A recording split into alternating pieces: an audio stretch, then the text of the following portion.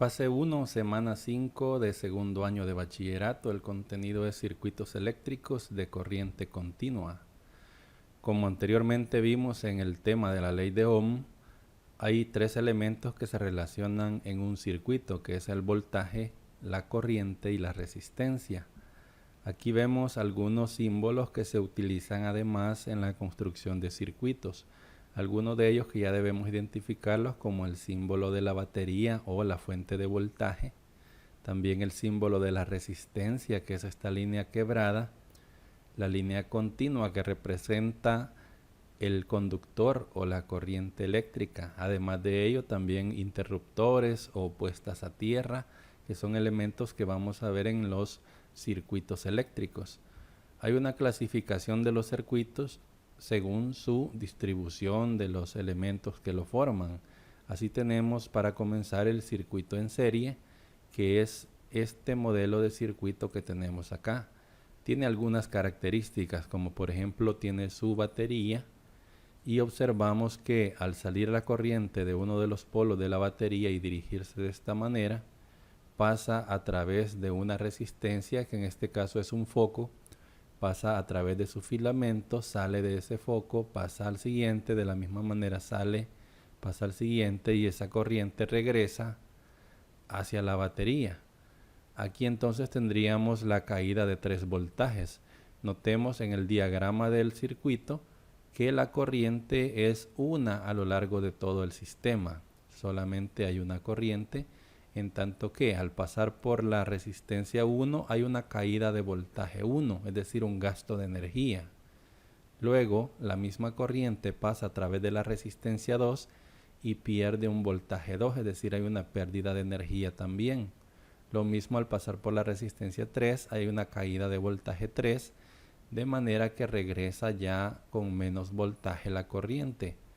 Así tendríamos algunas características que también se pueden mencionar en el circuito en serie, es que si una de estas resistencias se quema o desaparece al cortarse el filamento, la corriente se detiene en todo el sistema, ya que no encontraría un camino por donde circular, ya que en el circuito en serie solamente hay una corriente, es decir, un camino para los electrones a través del sistema. Aquí tenemos la fórmula para hacer la suma de las resistencias que forman este circuito. A eso se le llama resistencia equivalente. Cuando tenemos un circuito en serie, la resistencia equivalente no es más que la suma de los valores de las resistencias que tengamos. Así como en este caso hay 3 resistencias, el valor de la resistencia equivalente es igual a R1 más R2 más R3. Y si en caso tuviéramos 5, de la misma manera habrían 5 valores en la fórmula. Y aquí tenemos ya la representación de cómo debe entenderse una resistencia equivalente, como si ya la suma de estas 3 representara una sola resistencia sumada de todas ellas.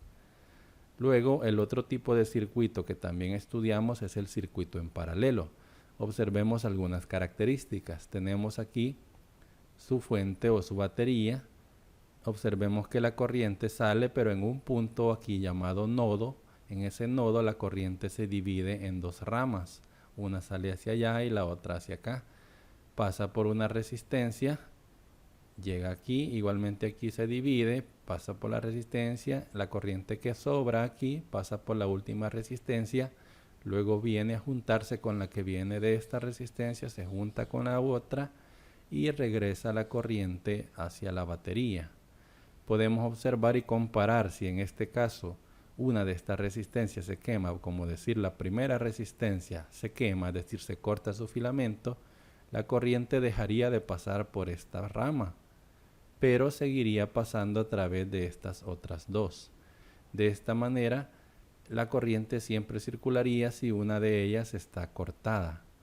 Esta es la distribución como están colocados, por ejemplo, los focos en nuestras casas o en un vehículo, de manera que si un foco se quema, los demás siguen trabajando. De la misma manera que tienen un consumo menor de energía eléctrica, ya que la resistencia equivalente en paralelo es mucho menor que la resistencia equivalente en serie.